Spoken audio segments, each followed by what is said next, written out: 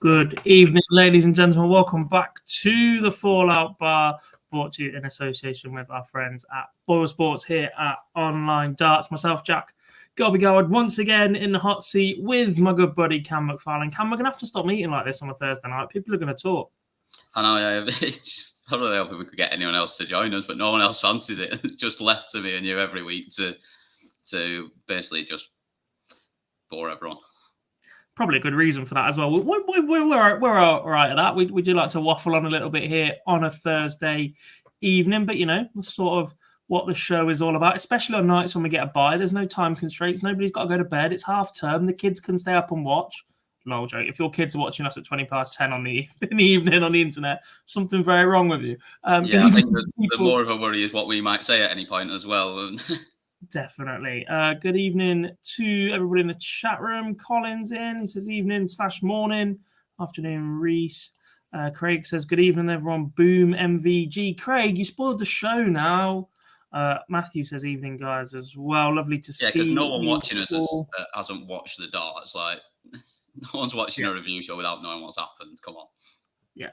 If people are watching us at all, there's a lot of darts going on at the minute. Let's not forget, we've just finished the Premier League. The live league has gone live from 10 o'clock. There is still matches going on in the WDF World Championship, but we're here to talk about the Premier League, as we do every single week. First of all, Cam, have you caught any of the WDF?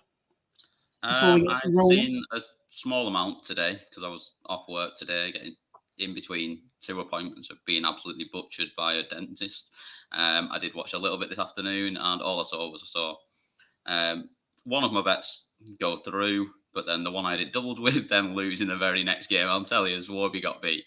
So yeah, that's probably the long and short of what I've seen. Other than, well, I saw about as much as everyone else saw the night before. I think when the less said about that, the better. Yeah, look, not their fault. Generator going down, but yes, issues. But other than that, I think it's been a pretty good tournament so far. Standard is slowly starting to creep up. We've seen a few shocks and surprises. Jared Cole opening day victory over Martin Adams just tonight as well. I don't want to spoil anything for too many people. I didn't catch this one because I've been trying to watch the Premier League on my phone on the train as it is. As you can see, this isn't my normal background. I am in Reading ahead of the World Seniors qualifiers over this weekend. But Aileen de Graaf recovered from a set down to Mikuru Suzuki to win 2-1. She'll now take on Bo Greaves in the last 8, who was pushed all the way by Veronica Ihaz earlier on this afternoon as well. So the women's draw really is getting very, very tasty. Tori Kewish already beaten Dieter Hedman. Kirsty Hutchins is into that last 8 as well. Lorraine Winstanley, it is still all to play for in the women's side. And then, of course, earlier this afternoon, as you said, Mike Warburton taken out by Jim McEwen in a tasty battle. I think Cameron Menzies has won earlier this afternoon already as well. I believe Scott Marsh is playing right now, but I digress. Let's talk about the Premier League, which is what everybody is here to talk about. First of all, Gary Anderson was absent this evening. He withdrew after testing positive for COVID. So best wishes to Gary. Hope he gets well very, very soon. But of course, that does mean just 3 quarterfinals or first round games. Michael Van Gerwen, the recipient of the bye. So the first game we saw on TV, Cameron, the first reaction was, what on earth is he throwing? As Peter Wright picks up some darts that resemble Simon Whitlock's. And then he chucks it 104 average and completely outplays Michael Smith with a 6-2 victory. Yeah, it was again, we've seen him throw these before. He never particularly looks to throw them very well. Apparently, he was told by Joe not to use them either, which shows you kind of where his head is at with them. But yeah, it was a pretty good game, and Michael Smith missed a couple of chances on the outer ring, but played pretty well himself. And this was the game tonight where I just thought, we watched it first up and thought, is this the week we actually finally see the Premier League bringing out the standard we expect to see? Because this was what we want to see. It's what we all thought and all expect the Premier League to be. And we thought, here we go. This is the week we're getting. And then, well, we'll get to the next games in a bit. Yeah, look, Reese mentioned it at the very, very start. I'm not sure if he's still in the chat room. He nipped in, made that comment, and then seemed to disappear a little bit. But he said, I must say it. People say Phil Taylor only had easy players. This standard is worse than 12 plus years ago. Now that's one that's going to make it a very long show if we get into that. He said, I mean, people are struggling to break the ton average. I mean, they're clearly not on the Pro Tours. I sat and streamed both of those last weekend. The standard everywhere else seems okay. Were we just too used to seeing the ton plus average, or genuinely is the standard and it's the fact they're playing the same people week in, week out, making it more difficult for them to motivate themselves? And is it playing a part in this Premier League in the numbers wise, in terms of average as a guide of performance, contributing to a worse tournament? It's just, like you say, it's a little bit underwhelming, but I think what we're all getting probably drawn into a little bit, and I'm as guilty as anyone of this, and so are you, in the fact that we forget how bloody good a 100 average is. We expect them to be doing it like it's nothing every week. The reality is it's not generally what you see a lot of for most people that play the game. But over this short format and what we see week in, week out on the Pro Tours, we do expect more of it. And I agree with you. I think they're playing each other far too much. None of them are a big game anymore. They're just not, because it's 2-3 times a week. I think that is definitely the issue in that one. So Peter Wright beating Michael Smith. Next up, bottom half of the draw then, Joe Cullen versus Johnny Clayton. 6-1 comprehensive for Johnny Clayton, 98 average to Cullen's 87. Cullen 1 from 5 on the finishes. Johnny Clayton 6 from 13. Look, Joe Cullen's A game is very, very good, but when he's not on it, we see him drop a little bit further than I think we do the rest of the field, and it's becoming more and more difficult for him to keep going through these nights, even get past the first round. We've seen him pick up a win a couple of weeks ago, but all 3 of those games, he struggled to average over 92. Yeah, and that's the thing, isn't it? That was awful today from him. I'm a big fan of Joe Cullen, and when he's playing well, he's one of the best out there to watch. But that was rubbish tonight. It was really nowhere near his sort of best standard, and whether it was a little bit the same as MVG first up in Rotterdam, in the fact that it's his home night, essentially, he's probably wanting to put on a real big show, and it just didn't really work for him at all. And you thought the 80, which was a good dart over the top of that second single 20 to get him a leg on the board, you kind of thought he might kick on now, but it just never happened. The best 3 darts he threw were all the ones where he moved over way to the right, so maybe he just needs to stand over there full time. I'm not sure. I can't lie. Personally, I love that shot. I love pulling it off. I did it in the pub. Yeah. Yesterday, Wednesday. We've got like a roll-up banner where we were playing yesterday because the dartboard isn't quite sealed off, so people just walk behind you, so to deter people and stop people being in your eye line, they put a roll-up banner sort of thing next to the wall. And I had to move it and then step the other side of it and then throw over 2 darts to ping it, and it looked pretty good. But yeah, it is a nice shot when you pull it off over the top of it. Your level of organisation of pub darts is a lot better than the ones around here that I play, but you've got a banner to deter. Well, it was trying out a new venue, which is also the pub that my football team use. We're looking at moving, but yeah, we're digressing once again. But yeah, look, those darts for Joe Cullen were very, very good. The rest of the performance, perhaps not so good from Joe Cullen. Women's darts says, what did Cullen average? It was 87.77. Matthew says, good to see Dave Clark there. 100% agree. The minute we heard the news that he was going to be there was just fantastic. And Colin says, or are they getting lazy, treating Premier League as pocket money from Pro Tour? Maybe. Look, we've had major injury in Gerwin Price. He's played through it all the way. We've had Peter Wright with health issues, played through it all the way. Gary's obviously got COVID. We've lost a lot of players in this Premier League, and they're still rocking up, still going for it at every opportunity that they can, and messing around with perhaps the rest of the tour a little bit. So, yeah, I don't think I disagree too much about that. Teresa says the only good thing about tonight was Dave Clark back. Oh, that's a bit harsh. Well, she's going to say that, isn't she? Because Michael Smith went out in the first round. Careful, don't expose our friends too much.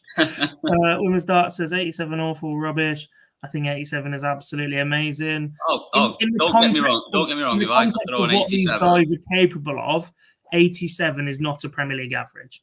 no, 87 is a very, very good Super League average.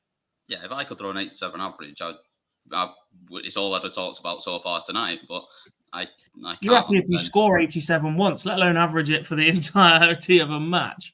I had a 12 darter the other day. It was a 3-1, but it was still a 12. That was with 3 missed doubles.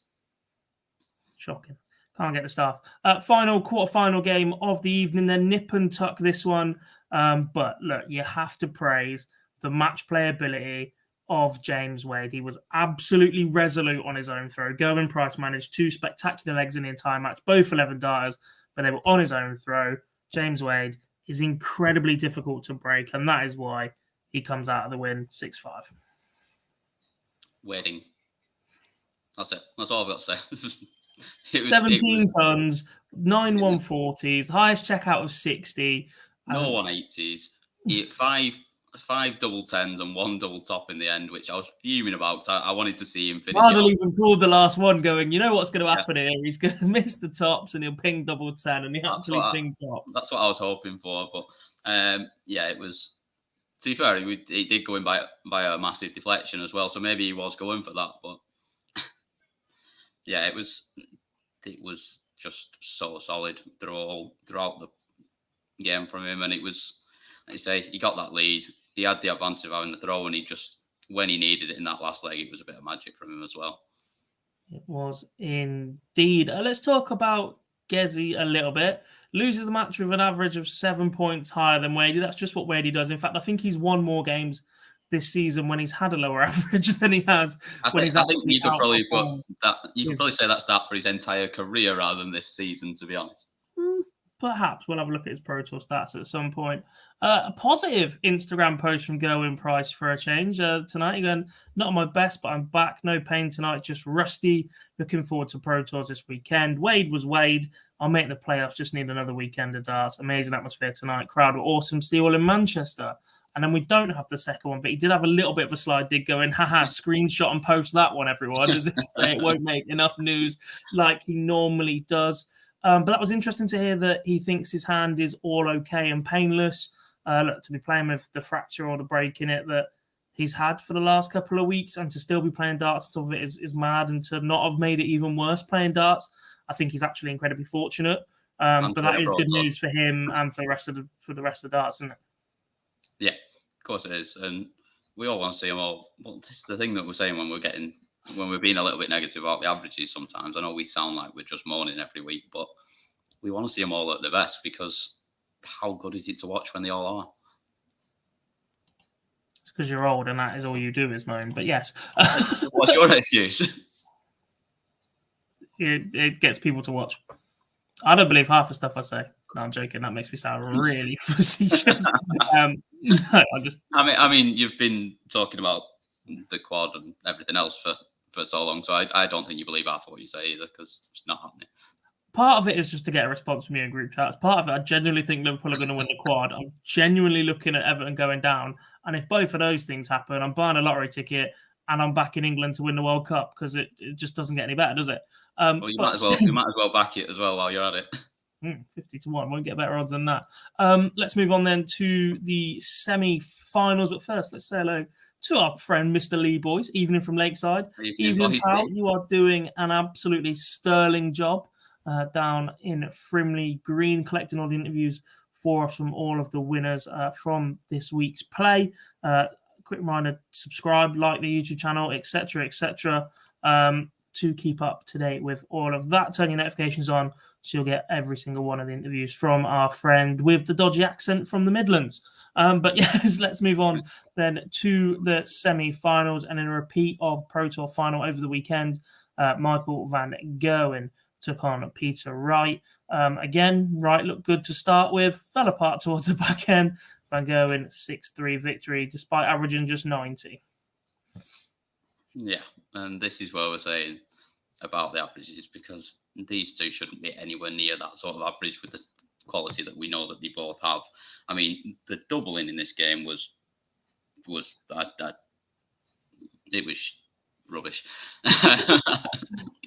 It's just so bad. And there is no other way of saying it. And give a little bit of sort of a caveat to it with MVG, the fact that it was his first game of the night on the stage. It can be a little bit difficult to come in cold when your opponent's already played a game. I'm not having that. No? Because in previous years gone by, the format, you only played one game on the stage. That's true. Irrelevant of what your opponent may have done in that evening. They play enough Euro Tours. They play enough majors where you play 3 games on the same day now. And they've been in this format long enough to be cold or to come in cold, or your opponent's already played once and you've had a bye, is completely irrelevant at this level. They know how to prep for games now. They know how to get their time right. They've been told enough in advance that Gary wasn't going to be there, so they know roughly what time they're going to be on. I'm not having that. He was cold. That's a poor excuse. Find another one. There isn't another excuse. The other excuse is the fact that they're just not playing very well.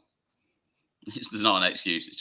It's not the standard we expect to see. I mean, we expect to see this one going in with about another 20 points on each of their averages, and one of them winning 6-3, and a lot of scoring. I mean, the thing with this was it wasn't actually that bad of a scoring game from MVG. He fired in sort of 5-1-8s in there, but he was that bad at the end of legs. There were so many scores of none or 12 or whatever it was as he was going inside and missing doubles. I think that's where it really affected his, to be fair. Yeah, 6 from 25 on the outer ring for Van Gogh, and a highest checkout of just 58 for him. Snakey tinkering with the darts, agreed that he may have posted on social media somewhere, or there was a reference made on social media that he'd said to somebody that even Joe had told him not to use the darts, pulls off a superb performance, starts talking about the fact he shouldn't be using them. Next thing you know, he's averaging 86, and it's not quite gone so well. Look, if you told me these two are going to produce this level in a Premier League match, I'd be a little bit... A year ago, 18 months ago, I'd have been like, no, you're taking a mick. Even in the Van Gogh and decline, and I genuinely think this is where them playing each other so frequently, so often, the rivalry doesn't mean an awful lot anymore. They can't talk it up. He'll play him again They'll play him again within 14 days. Yeah. If they both turn up, both do what they want, they'll rock up at a Pro Tour, they'll play each other again, or they might draw each other next week. It used to mean an awful lot, and the mind games and getting on runs and having this hold over your opponent, especially when these two are going at it. Well, do you remember 2-3 years ago when Peter Wright saying that he's going to win everything, he's in Michael's head and whatever? Yeah. You won't get that now. You can't say that when you're playing them every week. Playing each other so often, it means nothing. Yeah, you can't get into that sort of thing when you're playing each other every week, because once you've played each other, it's kind of over and done, that old mounting off for a bit, isn't it? And it dies down a little bit. But then if you play them again next week, there's not going to be the same sort of bite to it, because either you've proved yourself right or they've proved you wrong, and you've got to shut up. So it's a bit of a, yeah, I know what you mean. And this where we all kind of felt that the Premier League needed shaking up and needed changing.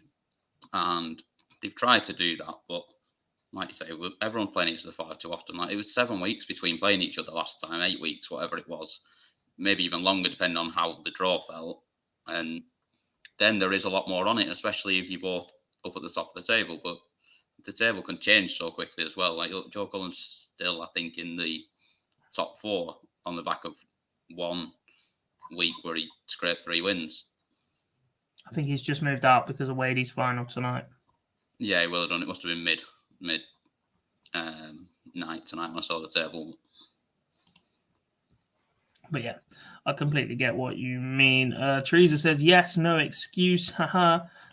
Women's Dart says, why is it called the Fallout bar? Because it's sort of a play on words. Fallout is something that can happen in darts. The dart doesn't stay in. And on here, to be honest, half the time. A bounce out, but it can just fall out, etc.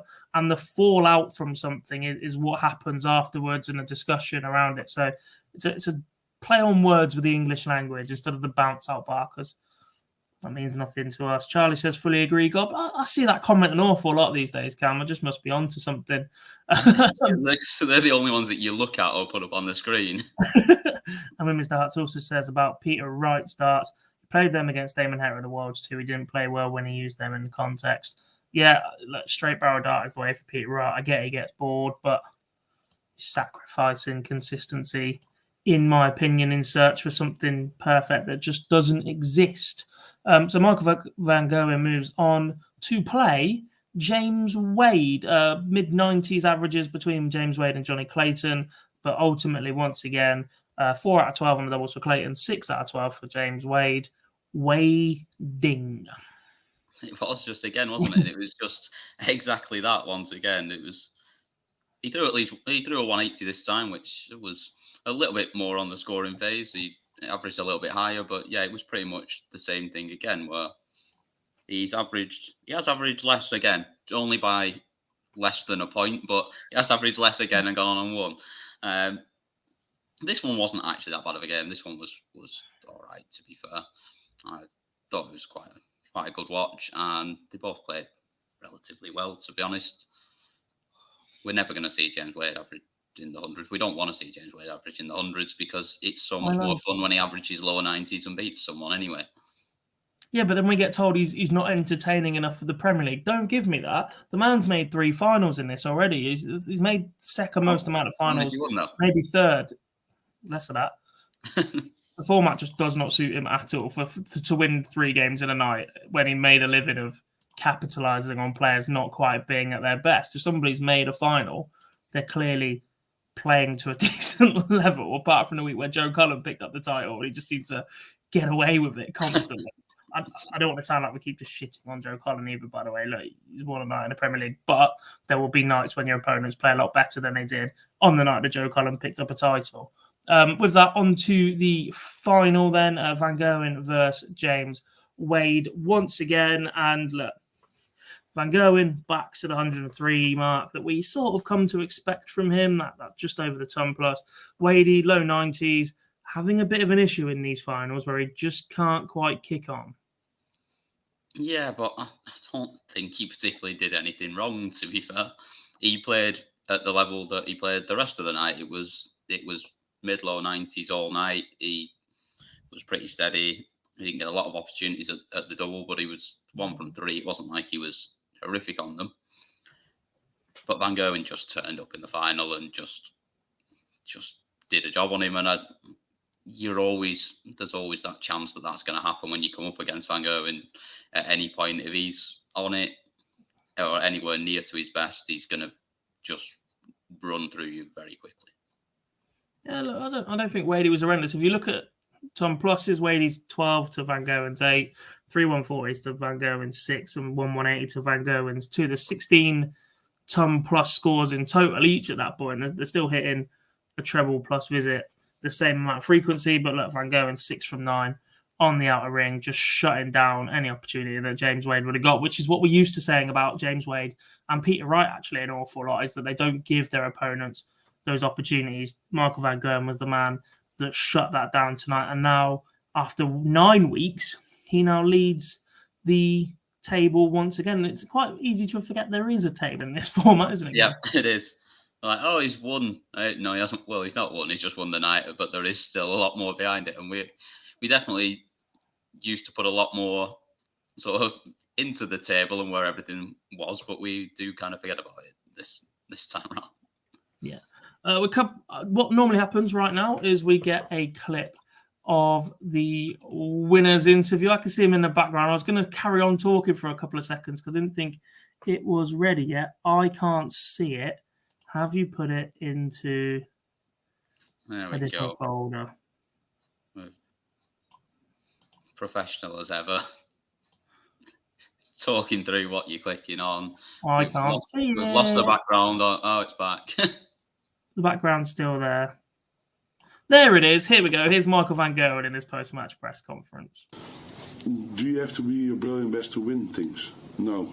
Did I do it before all the time? No. But occasionally when you have to play your A game. And more important, you need to know how to win again. And that's the best medicine towards everything. And that's what I'm doing now. And I just need to keep believing in myself. That's what I'm doing at the moment. And from there on, let it roll again. we all know it's not a sprint, it's a marathon, and you have to be good over so many years, and you have to be good every tournament. And I know that when I don't do well, I get a lot of crap towards me as well. But no, it goes well. Part of that sounds like an answer for the sake of an answer, but I think what Van Gogh was trying to say is he doesn't always have to be at his brilliant best. He knows when he can turn it on and off again, and he's learned to win again, so he's a threat. Yeah, and I thought he was actually credit where it's due. As much as you're not having the fact that he came in cold in that first game, he cleaned his doubles up massively in the final, and he was clinical. So I thought it was pretty good. And like you're saying, he isn't going to play his best every week, and no one is. But he has found that way to win again recently. That's 3 nights he's won now in this. And he looks like when he does get to the final, you do fancy him to win it pretty much every time. Yeah, we're going to do our predictions as we normally do in a minute. Let's talk about a couple of other things first. First up, 7 weeks to go in the regular league phase. 6 players have won a night. The 2 that haven't so far, James Wade and Michael Smith. Smith has made the final twice to be beaten, a semi-final once, and the other 6 times he's been beaten in the quarterfinals. James Wade, 3-time runner-up, 2-time semi-finalist, 4-time quarter-finalist. My question to you, Cam, is will we get the complete set by the end of week 16? I'm going to stick with what I said when we chatted about this. Actually, it wasn't me and you. It was me and Boise the night when you were gallivanting off down in Nottingham. I don't think we do see everyone win one. I'm still standing by. We see Michael Smith win one, but where he's lost 3 finals now, and I don't really fancy him winning one at this stage. So I'm going to stick with. He keeps making finals, though. He'll be there on finals night, and I guess that's the most important thing. But keep losing these finals in the manner that he's losing them as well. They've not been the most competitive from memory. Let's just have a look back at the others. Last week was a 6-1 loss to Johnny Clayton. And the other one was a 6-4 loss to Gerwin Price, who averaged 105. There wasn't an awful lot he could do about that one in Belfast. Gary Anderson, bottom of the table, despite winning, and obviously he has withdrawn once, but he's only actually got out of the quarterfinals on one other occasion where he's lost in the semi-final. Concerns for Gando, with just 7 weeks to go, that he needs to turn that form around pretty quickly. Yeah, especially as he could, depending how things go, potentially miss another week next week as well in Manchester. I'm still unsure why he's not playing anyway, because there are no restrictions anymore. You don't have to isolate or anything if you do have COVID. So I don't really know why he's not just up there playing. But that's an argument for another day. But yeah, if he does have to miss another week as well, you've got to think he's really in trouble at that point. Especially if Wade has another good week or Cullen has another good week, and they just extend that sort of gap even more to 4th spot. It is indeed. Women's Dart says, why did Gary Anderson pull out? He tested positive for COVID-19 yesterday. And KR3000 says, despite all the negativity around the WWF Lakeside from the likes of Chris Mason, the last few days have been great. Look, in terms of quality produced on stage, I think they've done a great job. They handled the generator issue really well. There's been behind the scenes issues, but again, they've recovered from those. The fact you don't know about them means that they're doing a pretty good job about it, and the standard of the tournament does continue to rise 100%. Bit of a masterstroke, just giving away tickets, I think, towards the end of the week, just to make sure that the venue is at somewhat capacity. We didn't think that was going to happen, but I'm glad to see that it has, because nobody wanted to see 66 people there. Like, that would have just looked ridiculous, and it wouldn't have done the players any good either. No, but there is one more thing. I was watching the Mike Warburton-Jim McEwen game earlier. Well, are you bringing that up again, are we? Fantastic. The crowd was shocking. It is not just PDC, it's not everywhere. It is even stretched to the lakeside. So, yeah, and they did kind of focus on whoever it was. I didn't actually have the sound on at that point, but I saw Warby look unimpressed, and then they centered in on someone in the crowd. I don't think the person they sent it in was responsible for it because that was Warby's like close friends and family. But there was certainly some of possibly the Welsh contingent that were making noise at the wrong times. I think there was a couple of responses from the other side of the room as well. And there was a moment where the cameras actually videoed and they broadcast somebody mooning on live TV. I was, not ideal that one. There's been a lot going on today, as well, along with getting my face butchered today. There's also been obviously the start of the greatest tournament in golf, and there was also some pretty good horse racing going on at Aintree as well. So I've been flicking between all today, so I have missed a lot of this afternoon. Yeah. I mean, we thought today was busy with darts, with the live league, with the WDF, with the Premier League, with us live streaming right now. Starting tomorrow, we've got Seniors World Masters qualifier to be at the Lakeside. Tomorrow night, there'll be a flyer/warm-up event. Saturday, the outright winner on the day will qualify. Sunday, the same again. And then the overall leader on the order of merit after those 2 days will also qualify. Sunday also sees the Grand National, the final round of the Masters. You got Liverpool versus Man City is a big game in the FA Premier League and Barclays Premier League. Not even Barclays anymore, is it? You all right? Yeah, in a moment. Formula One Australian Grand Prix. You're just waiting for me to nibble back and tell you that you're going to lose that one, aren't you? We're winning it. It's just a big weekend of sport, but do keep your eyes on everything online. At least we get Formula One out the way early on.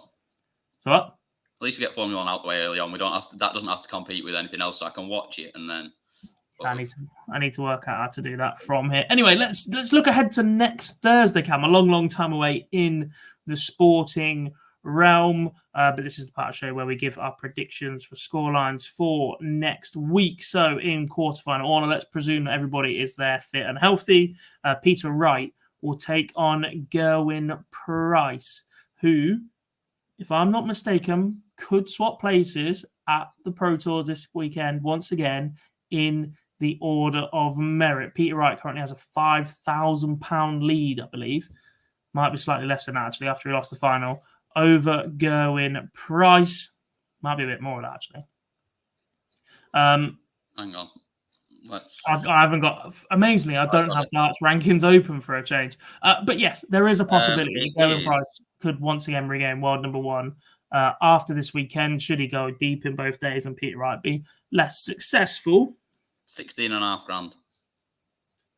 So he'd need two very, very good days, 2 titles pretty much, or a title and a runners-up to make up that 20, and early losses for Peter Wright. So these two could have swapped places in the World Championship in the order of merit by the time they meet next weekend, but it is the world number 1 versus the world number 2, Cam, to open the night. How mad is that? Where are you going with this one? Oh, it's a massive game, isn't it? And there's so much... No, there's not. It's the same as every other week, and they're playing each other again. Yeah. Well, I think if they genuinely swap places this weekend, I think this game becomes massive because Peter Wright will be like, I'm not having any of that. And Gerwyn Price will be like, I've just had you, and now I am top. Maybe a little bit more if there was money on it, but there's not. So it's not like it's going to impact on it. Even if they do lose it, it's still the same and with the same gap. I think that saying that Gezzy's hand is better and there's no pain there and he was just a little bit rusty, if he can then come through to Pro Tours at the weekend and still feel that way with his hand, then we see him play well next week and he wins 6-4. Women's darts has gone for Wright to win 6-3. Get your predictions in the chat room, folks. You know, we'll try and get them up on screen as quick as we can. Just a quick one. HJV says, hi, back from watching Lakeside. Watch out for Steve Hine in Reading Gob. He's not been knocked out yet, has he? Unless he's lost tonight. He won, didn't he? Did he not win earlier? See, this is an issue because Jim McEwen could be in Reading also, but actually, the further they go into this tournament, the less likely I see them in Reading. Hang on a minute. We also had Johnny Haynes in the tournament earlier on. Martin Adams, obviously, already at the Lakeside. Did he not? Who did he play earlier, Steve? I've forgotten, no? Did he not play T-Ball Trickle and get beat 3-1? Oh, I don't know. No. Yes. Yes, he did. He lost 3-1 to Okay, so we'll see Steve Hine in Reading, and he did lose to Tricol. See, this is what happens when I'm travelling this evening. Why on earth I'm hosting tonight's show is beyond me. Phil's actually at the Premier League and could have spoken about this, but he has to travel back from Leeds this evening all the way to Andover, bless him. So, yes, I will keep an eye on Steve Hine. I marked him in Newbury a couple of weeks ago, and his counting is ridiculously good. One of the best counters I've seen from players that I've marked. He's superb. He uses the board fantastically. I'm going to Peter Wright mention actually by earlier on as well, just to jump back to the first round. Johnny Clayton's miscount against Johnny James Clayton Wade. leaving double three and then missing outside with all three of them, thinking he'd left double eight. Yes, the most Johnny Clayton thing you are ever likely to see. I can't believe we missed that in the discussion, but yes, that is what happened. And James Wade pounced, progressed, moved on, but we've spoken about that part of the evening. I'm going to go Peter Wright wins this one, and I'm going to say wins this one 6-4. First round, he's been pretty good the last couple of weeks. It's been round 2 that's been and beyond, where he struggles a little. Well, last week he averaged 107 second round, but his form is dipping as the nights go on, I think. Depending on which bag of arrows he comes with as well. Yeah. Game number 2, Gary Anderson against James Wade. Wading again. I just think if Gary is obviously fit to play, and would have thought he will be by then, I think we'll see him turn up, but I don't think we'll see him play that well, and I think we'll see Wade just plod along and win probably all the way. Why not? He always goes all the way. 6-5. I agree with the winner, but I agree with women's darts for the scoreline. It says Anderson 3, James Wade 6.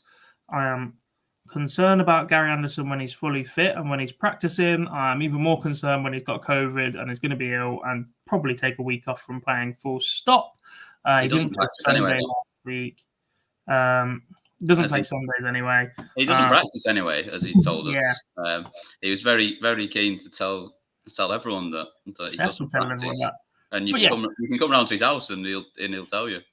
I'd love to, but it's bloody miles away, and he's got no Wi-Fi from lockdown. From and if it was the case, I went round to his house, I would probably want to have a game, and he wouldn't play.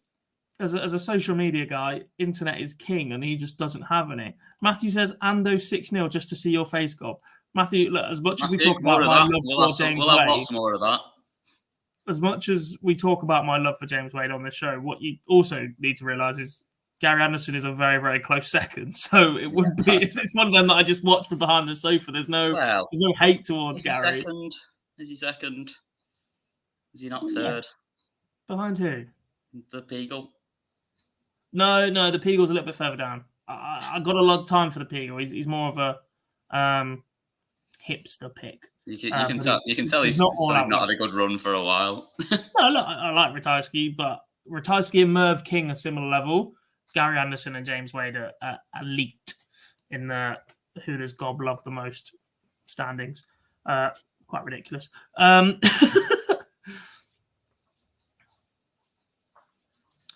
Moving on. Michael Van Gerwen against Johnny Clayton, arguably the two most informed players in this Premier League right now. Yeah, probably not far off with that one. I think we see Van Gerwen win, though. I still don't think we're quite seeing the Johnny Clayton that we have seen over the last 18 months. I don't think he's quite at that level, and I think because of that, we'll probably see a 1-2-1 from him, but it won't be enough to get him over the line. And I think we'll see Van Gerwen win this fairly easy 6-3. Women's darts is Van Gerwen 6, Clayton 4, Matthew MVG 6-3. I'm going to defy you all. I'm going to say Johnny Clayton wins this one. And I'm going to say he wins this one 6-2. When Johnny wins early against Van Gerwen, Johnny wins good. Johnny be good. And I think we could see one of them where he just comes out of the blocks. But the issue with that is if he comes out of the blocks, he declines through the rest of the night. And then night 10, the complete contrast to what I've just said about possibly the two most informed players in the field. Joe Cullen takes on Michael Smith. No doubt in my mind, possibly two of the least informed players in the field right now. Yeah, you're probably right. I mean, I think Gary's in the equation, but I'm still kind of agreeing with you. I think you're probably right in that. All I'm thinking was the fact that Michael Smith probably had the second or third highest average tonight, despite losing in the first round again. But I think we see him have the second or third highest average again next week, and he does a job on Joe Cullen, because I just don't think Cullen's anywhere near his best at the moment, and I think Smith will be good enough to win this one, and I think he wins. I think he does a bit of a job, and I think we see a 6-1, a bit like he got this week from the Ferret. Interesting. I also am going to back Michael Smith, which means he's got absolutely no chance. I'm going to say it's a little bit closer. I'm going to say 6-3, but I do think we see something a little bit good from Michael Smith next week. Spoiler alert, 6-5 for Matthew is the prediction, 6-2 is the prediction for Smith, also from Women's Darts. From your 4 then, Cam, you know the drill, pick the winner. So, finally stand winner. So, top half of the draw. Who did I pick again? We see Gezi go through to the final and play. I mean, I've got to be right at some point. Play Michael Smith, and Michael Smith wins. I've just got to stick with my boy, and he's going to do it at some point. Cam.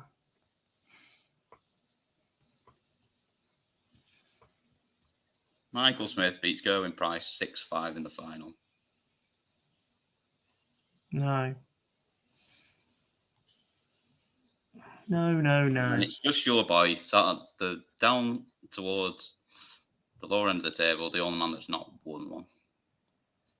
Correct. But he does lose in next week's final once again. To Michael Smith.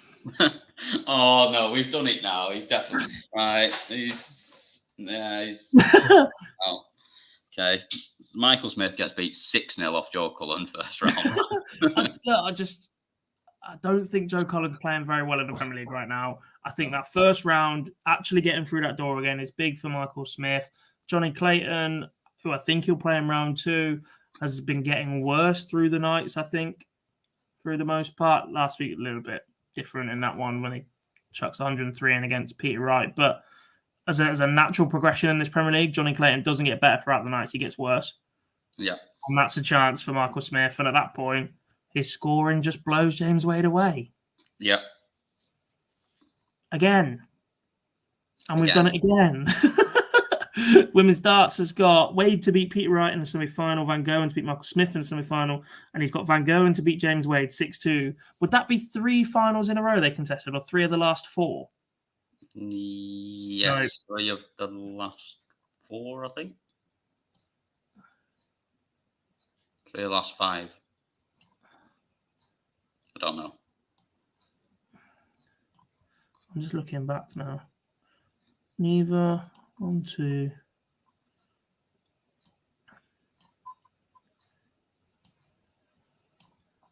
3.